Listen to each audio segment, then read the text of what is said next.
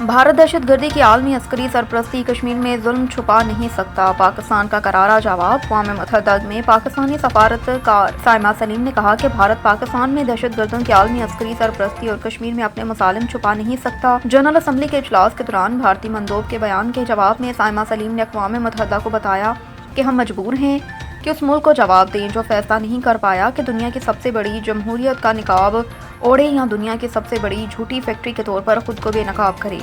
हर साल भारत इस फोरम पर अपने पुराने झूठ का बोझ लेकर आता है। उन्होंने आलमी बरादरी को बताया कि भारत वाहिद मुल्क है जो अंदरून मुल्क और बैरून मुल्क रियासती सरपरस्ती में दहशत गर्दी को अपनी पॉलिसी के तौर पर इख्तियार करता है। उसका मुनाफिकाना चेहरा अब अया हो चुका। वो पाकिस्तान में दहशत गर्दों की आलमी अस्करी सरपरस्ती, पूरे खिते में खुफिया नेटवर्क्स और मकबूजा कश्मीर में अपने जुल्म जबर को छुपा नहीं सकता।